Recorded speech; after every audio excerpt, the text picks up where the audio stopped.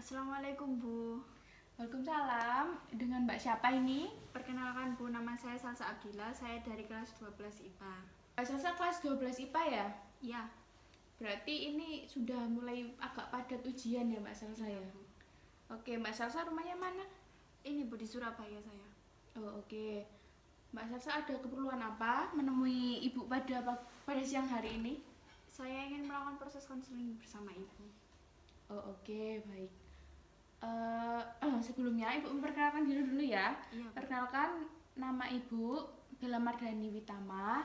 Biasanya Ibu itu dipanggil Ibu Bella, tapi senyamannya Mbak Salsa saja manggilnya apa gitu ya. Nah, sebelumnya nih Mbak Salsa sudah pernah belum melakukan proses konseling?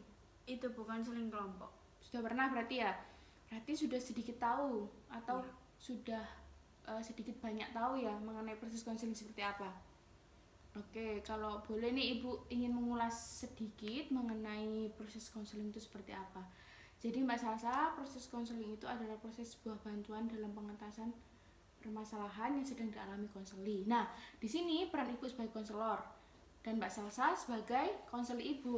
Konselor di sini hanya sebagai fasilitator Mbak Salsa dalam penuntasan masalah. Nah, nanti yang mengambil keputusan, yang mengambil jalan keluarnya ya Mbak Salsa sendiri, begitu ya? Iya, Bu. Ibu ini hanya sebagai mediasi saja, begitu. Lalu di dalam proses konseling itu Mbak Salsa tidak terlepas dari asas-asas. Ya, biasanya itu ada asas kerahasiaan, keterbukaan, sama kesukarelaan. Di mana asas keterbukaan ini, asas kerahasiaan ya yang pertama. Asas kerahasiaan itu di mana seorang konselor dan konseli harus saling wajib menjaga privasi atau sesuatu yang sudah terjadi dalam proses konseling. Jadi Ibu sebagai konselor tidak boleh atau wajib hukumnya menjaga privasi permasalahan yang sedang Mbak Salsa alami, begitu ya. Begitu pula dengan identitas Mbak Salsa. Jadi Ibu tidak boleh membocorkan selain di forum konseling ini, begitu ya. Iya, Bu. Yang kedua ada asas keterbukaan, di mana nanti Ibu meminta tolong kepada Mbak Salsa untuk bersikap terbuka ya, dalam bersikap terbuka dan aktif dalam memaparkan permasalahan apa yang sedang Mbak Salsa alami. Oke, dan yang ketiga asas kesukarelaan. Nah, ini Ibu ingin bertanya kepada Mbak Salsa. Mbak Salsa ini ingin melakukan proses konseling atas dasar siapa? Atas dasar diri saya sendiri, Bu, keinginan sendiri. Oh, berarti atas dasar diri sendiri ya, ingin melakukan proses konseling. Iya. Oke, jadi asas kesukarelaan ini dimana proses konseling itu terjadi tanpa adanya paksaan dari orang lain, jadi tidak ada beban gitu ya. Nah, biasanya nih Mbak Salsa, biasanya yang paling efektif itu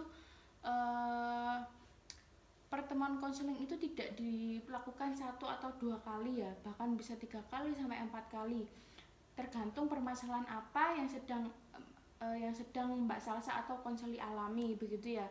Nah, waktu yang biasanya digunakan kan kita kan masih 1 pertemuan. Nah, yang paling efektif itu biasanya 30 menit, begitu. 30 sampai 40 menitan, begitu Mbak Salsa. Dan kembali lagi tergantung permasalahan apa yang sedang Mbak Salsa alami, begitu ya. Oke, kalau begitu dienakkan dulu Mbak Salsa duduknya. Apakah sudah enak? Sudah, Bu. Oke, Mbak Salsa tadi sudah makan? Sudah. Oke, sudah ya. Kalau begitu langsung ke intinya saja. Mbak Salsa sedang mengalami permasalahan apa nih sehingga Mbak Salsa ingin melakukan proses konseling? Gini, Bu, saya akhir-akhir ini tuh merasa tidak nyaman karena saya itu lagi ada problem sama sahabat saya. Karena ceritanya itu kayak gini. Saya itu lagi ada janjian sama sahabat saya itu udah mau pergi emang Bu, udah di jalan tiba-tiba itu pacar saya telepon saya karena dia kecelakaan. Nah, saya kan mau nggak mau ya harus membantu yang lebih membutuhkan pertolongan kan Bu, apalagi orang tuanya juga tidak bisa dihubungi, jadinya saya yang membantu dia dulu lah. Kebetulan handphone saya itu juga mati dan saya itu belum bisa menghubungi sahabat saya itu tadi Bu. Jadinya sahabat saya itu menunggu di tempat janjian itu kurang lebih ya berjam-jam lah. Jadinya besoknya itu Sikapnya udah berubah gitu Bu ke saya. Oke, tadi Mbak Salsa bilang kalau pacarnya Mbak Salsa itu mengalami kecelakaan Iya. dan orang tuanya tidak bisa dihubungi. Iya Bu. Sebelumnya Ibu ingin bertanya, pacar Mbak Salsa ini orang tuanya pekerja atau bagaimana? Orang tuanya nggak di Surabaya Bu, di luar kota. Pacarnya Mbak Salsa ini sama siapa di Di sini Surabaya? itu sama neneknya. Oh, sama neneknya. Iya. Oke, lalu tadi Mbak Salsa mengatakan HP-nya mati. Mati kenapa? Handphone saya itu baterainya habis Bu, jadi saya nggak bisa menghubungi teman saya itu tadi. Oh, oke. Lalu Mbak Salsa tadi mengatakan bahwa sikapnya berbeda. Berbeda bagaimana? Waktu saya ajak bicara, saya ajak bergurau seperti biasanya tuh nggak ada respon gitu Bu, flat gitu. Oke. Kan tadi temannya Mbak Salsa, sahabatnya Mbak Salsa tadi kan nunggu di tempat ketemuan sama Mbak Iya. Salsa berjam-jam. Nah, apakah Mbak Salsa sudah menghampiri atau bagaimana? Belum sampai di tujuan itu saya di tengah-tengah perjalanan ada telepon, saya angkat, ternyata pacar saya minta pertolongan Bu. Saya itu nggak sempet ngabari sahabat saya karena saya itu kan juga bingung iya, panik juga iya gitu Bu. Jadi ya gimana ya Bu, susah gitu.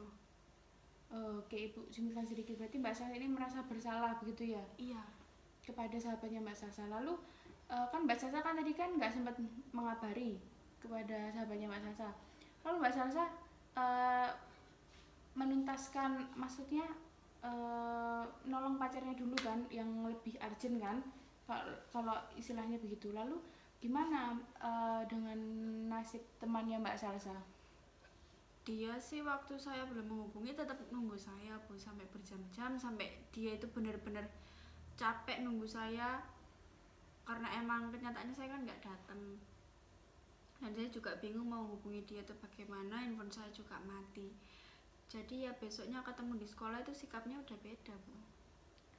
Oke, lalu sebelumnya pas waktu Mbak Salsa di rumah, pas malamnya nih, pas sudah nolong pacarnya Mbak Salsa kan pasti di rumah sudah ngecas HP, sudah HP-nya pasti sudah bisa kan? Iya. Apakah Mbak Salsa nggak langsung menghubungi sahabat Mbak Salsa atau bagaimana? Itu pasti Bu, saya sudah coba menghubungi, saya telepon, cuman berdering aja nggak diangkat-angkat, saya chat itu juga nggak dibalas. Mungkin saya berpikir mungkin dia masih kecewa sama sikap saya atau bagaimana gitu Bu. Oke, kejadiannya sudah berapa hari Mbak Salsa? Udah mau seminggu sih Bu. Selama seminggu. Nah, lumayan ya. Iya. Kalau Ibu boleh tahu nih, apakah sebelumnya Mbak Salsa sudah nyoba meminta maaf atau sudah pernah meminta maaf atau bagaimana? Saya udah pernah nyoba minta maaf secara WhatsApp, telepon, tapi nggak diangkat dan nggak dibales ya Bu. Terus besoknya di sekolah saya juga ngajak dia ngobrol juga nggak direspon Bu. Nggak direspon itu seperti apa? Ya saya ngomong panjang lebar, saya jelasin kenapa saya kemarin nggak datang, dia tetap diem aja gitu, seolah-olah kayak dia nggak mau nerima penjelasan saya. Oke, Ibu mengerti apa yang Mbak Salsa alami. Lalu nih, apakah Mbak Salsa kedepannya ada rencana lagi untuk meminta maaf kepada teman Mbak Salsa tadi? Kalau minta maaf sih pasti Bu, saya pasti akan nyoba terus sampai dia mau memaafkan saya, karena kan emang saya menyadari kalau saya yang salah, cuman kenapa kok dia nggak mau nerima penjelasan dari saya gitu loh, padahal cerita yang saya ceritakan sama dia itu nggak ada yang saya buat-buat gitu Bu. Kenapa dia nggak bisa percaya gitu sama saya? Oke, baik, Ibu mengerti, Ibu paham. Oke, lalu bagaimana nih jika Mbak Salsa kan sudah mencoba minta maaf lagi kan, lalu bagaimana jika nanti teman sahabat Mbak Salsa itu tetap bersikap sama? Itu juga saya bingung Bu, di situ juga saya bingung. Kenapa saya bingung? Karena Saya ini ada tugas diskusi Bu, dan diskusi saya itu kebetulan sama dia, dan nggak mungkin kan kalau kita diskusi itu diem-diem aja, kan nggak menghasilkan apa-apa. Lagi pula kalau saya mengerjakan sendiri kan berarti bukan diskusi Bu, itu tugas individu dong Bu.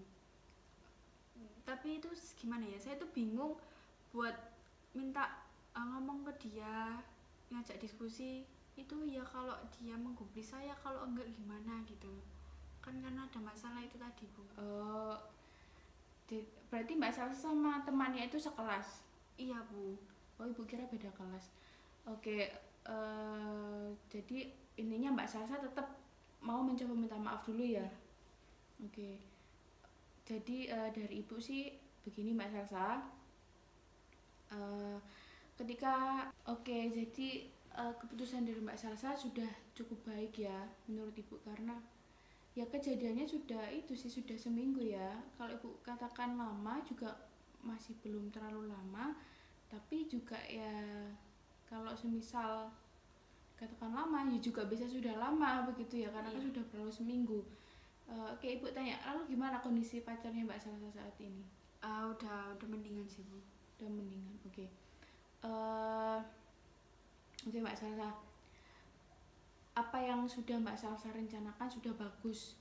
Jadi dari ibu, ketika Mbak Salsa mempunyai kesalahan atau merasa bersalah atau memang tidak sengaja begitu ya, jangan pernah malu, jangan pernah takut untuk meminta maaf. Nah, kan tadi kan Mbak Salsa bilang Mbak Salsa takut nanti saya nggak digubris apa gimana pas waktu bahas tugas. Iya. Nah, kan Mbak Salsa kan juga punya itu teman banyak kan ya? Iya Bu, tapi kan kelompokannya itu udah dibagi, saya sama sahabat saya Bu. Oh, ya nanti begini, nanti Mbak Salsa coba dulu aja minta maaf begitu ya. Nanti kalau semisal memang Mbak Salsa niatnya minta maafnya secara langsung ke rumahnya atau bagaimana? Ya saya coba nanti ke rumahnya Bu. Oh, oke. Bagus. Apalagi Mbak Salsa langsung ke rumahnya ya, itu cukup bagus Mbak Salsa, nggak apa-apa. Kan belum dicoba ya, dicoba dulu.